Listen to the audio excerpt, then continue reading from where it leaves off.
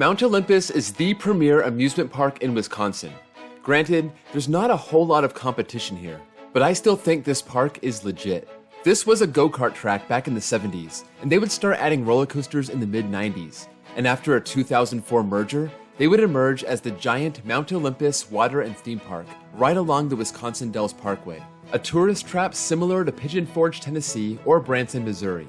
I made my first trip here this summer to see what this park was all about and to check out their wooden coaster collection. This was my experience at Mount Olympus on Sunday, June 28, 2020.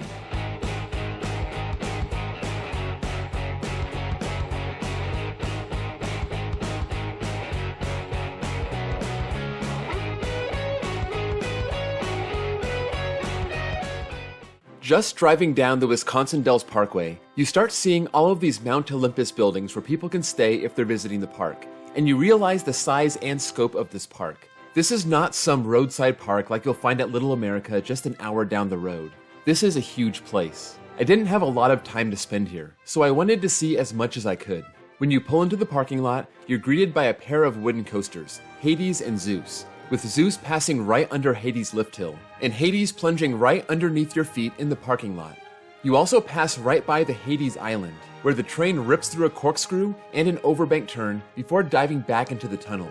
Whether you're a hardcore coaster enthusiast or a casual member of the general public, this is pretty cool, and it's not something that you're going to find anywhere else. You make your way to the ticket booth right by the big Mount Olympus sign, and then you head into the park. If you're there to ride the coasters, which, surprise surprise, was exactly why I was there, all the best ones were right there in the front of the park. The first one you'll pass by is Zeus, the 1997 CCI wooden coaster, which is exactly where I went for my first new credit of the day. All of the coasters here require some climbing to get into the station.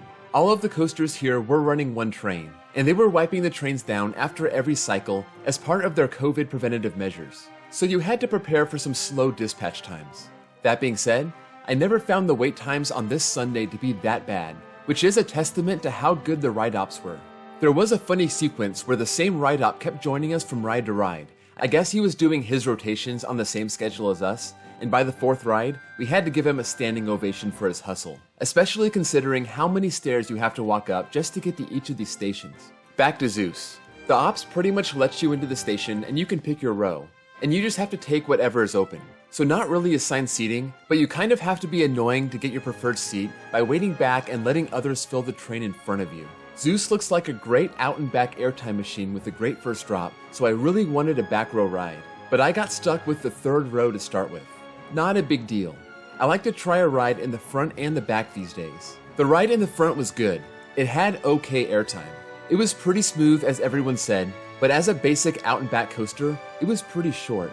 I also thought that it was pretty funny that this is the only coaster that I've ever ridden where you can hear the upstop wheels spinning like crazy once you hit the final brake run. So for that first ride on Zeus, I wasn't that impressed, but I knew I wasn't in the best row. Next up, just around the corner, was the park's original coaster, the 1995 CCI Woody Cyclops. This is 1,000 feet shorter than Zeus, but it's known for that crazy iconic drop down the hill that looks like an absurd ejector moment in the back. This was a walk-on, and I grabbed the third to back row. This starts off with a curved drop and then an airtime hill that goes right next to a footpath, and it looks like people could reach out and touch the track if they wanted to. Then it pops up and gets ready to dive down that hill. In the third to back row, it wasn't that strong. This was a little disappointing, but then again, it was the third to back row, not the back row. So I knew that I had to give it a shot in the very back. After this drop, it winds back around the station before hitting the final brake run. Now it was time for the big boss of Mount Olympus, the newest coaster that came to the park in 2005 and was built by the Gravity Group, Hades 360. If you haven't seen my review on this, check it out. I put the link below, but I pretty much gave this thing a standing ovation. Absolutely one of the most unique coasters I've ever ridden, from an amazing pre-lift section, a great first drop, an amazing tunnel under the parking lot, that corkscrew and overbank that was added in 2013, a double down after the second leg of the tunnel, and a track length that sniffs 5,000 feet. Does it run a little rough? Absolutely yes. Does it affect the ride experience? Not really. Can you marathon this coaster? I wouldn't. But then again, if you want a full breakdown of Hades 360, check out my review. I don't want to get too repetitive here, I snagged a back row ride the first time because it seemed like the drop out of the station and the big drop into the tunnel would be at their best in the back, and it would really give you nothing in the front. Zeus, Cyclops, and Hades are all bunched together at the front of the park. There's one point in the front of the park where all these coasters seem to cross, and you're not really sure which one is which. We were trying to figure out which coaster was the one that crossed right by the footpath. It didn't seem like it was possible that it could be Cyclops, but it turns out it was. So the one coaster that's a little out of that circle, but still not that far from Cyclops, is Pegasus. This is a family-style wooden coaster, also from CCI, built in 1996. This is by far the worst of their coasters. It has a very strange layout that has a bunch of little dips as it goes around a circle, and then it ends with a couple hills and an extremely violent turn back into the station. This is honestly the funniest thing to watch in the entire park, all the heads snapping to the right as they pull into the station. Since we saw this before we got on, we were able to brace for it, and it wasn't all that bad. But anyone who goes in without expecting it may be in for a rude surprise. Get this credit and move on. This is the only coaster that I felt that one ride was enough, and I ranked it dead last in the park. I had to get re-rides on the other coasters in the best rows. I started with Cyclops, this time getting the very back row to get that maximum whip over the iconic drop. And to my surprise, it was the first drop and the first airtime hill that had awesome airtime, and I did not get that quality airtime in the third to back row. So I was really getting revved up for that big drop down the hill, thinking that I was going to get flung out of my seat, and even though it was a good airtime moment, it wasn't the violent sustained ejector moment that I was expecting. So chalk this up to having a case of too high expectations. I put Cyclops firmly in third place in the park. Next up was the back row ride I needed on Zeus. All I kept hearing was that this was a smooth airtime machine, which is literally right up my alley, and I was disappointed at first. So I got the back row, and I definitely felt the improvement. Good air over the drop, and coming over all of those airtime hills. But ultimately, I think Zeus was overhyped by some people who had gone to the park before me earlier this year. If this was at my home park, I'd still ride this all the time, and I ranked this second in the park. But again, I fell victim to high expectations. I also had pretty high expectations for the coaster that I was going to make my final ride of the day, and this time, I was not disappointed. But there was one key factor here that improved my ride, and that was me expecting the worst when it came to the roughness. And it wasn't nearly as bad as I thought it was going to be. So while we were on the stairs, I decided to snag a second back row ride to replicate the awesome ride I got the first time. And it was every bit as good the second time around. I hate judging rides after the first lap. A lot of times, it seems like the elements don't really stick in your mind until that second ride. So getting two back row rides really made that imprint in my mind how every element felt, and it just confirmed that Hades 360 is a top 50 ride. That was all for the coasters. I ended with 2 rides on Hades, 2 on Zeus, 2 on Cyclops, and 1 on Pegasus. I didn't get a ride on Little Titans, the park's only steel coaster, and the one that's made for kids. It looks identical to Canyon Blaster at Magic Mountain, but you do need a kid to ride it, so I did not get this credit. I wanted to have enough time to get footage of the rides before I left the park, which isn't that easy to do within the park. You can definitely get some really nice angles from the parking lot if you're ever interested in getting pictures or video. This is true for Hades and Zeus. You can even walk around to the bottom of the parking lot and get some nice angles of Zeus's turnaround and Hades' pre-lift section. But you have to walk out to the Hades Island in the back of the parking lot to get all of those great views and angles out there. If you're a coaster fan, it's easy to stick to the front of the park and never venture to the back. But I did wander over there, and I couldn't believe how deep the water part of this park goes. I noticed the water park area over by Pegasus, which is basically just a pool. But as I was walking around Pegasus and filming it, I realized that there's just a massive complex of water slides further down that path. And if you turn to the right, there's a massive storefront with all kinds of shops right where all of the beach chairs are, which face their premier water park attraction, Poseidon's Rage, which is a wave pool that has something like 9-foot waves. That's insane. There's also an indoor section of the park way down at the end of the water park, and we didn't even venture over there.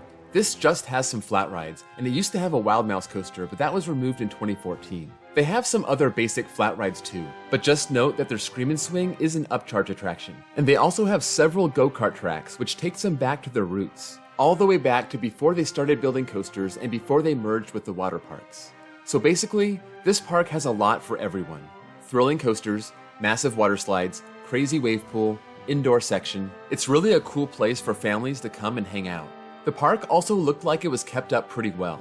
I know a lot of people have stories about this park that don't paint it in the best light, but I felt that everything was kept up very well. There wasn't anything that looked like it was falling apart, operations were pretty solid, the staff was friendly, everybody seemed to be having a good time. So maybe this is another situation where I had certain expectations, and in this case, the park exceeded them.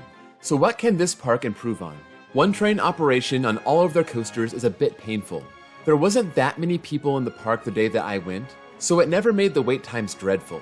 Each ride on Hades, the queue started at the bottom of the stairs. The second ride on Zeus also had a bit of a wait on the stairs. It was actually more annoying when trying to get footage because you knew the trains were going to come few and far between. Also, they haven't gotten a new coaster in 15 years. They did transform Hades into Hades 360 in 2013, but that's not exactly a new ride. All of their thrill coasters are wooden, so I don't know how they'd feel about a steel coaster. So let's give them some options. If you want to go wood, a Gravity Group family wooden coaster would be a nice fit here. Pegasus serves as the current family coaster, but that's aging, and the park can do so much better to bridge the gap from Little Titans to Cyclops or Zeus. It seems like they could add a coaster like Kentucky Flyer, or they could even replace Pegasus with a Kentucky Flyer type ride, and nobody would be that upset to see it go. If they want to go steel, they could literally get anything. We talk about parks having gaps a lot, but this park has one giant steel gap that could be filled by literally anything.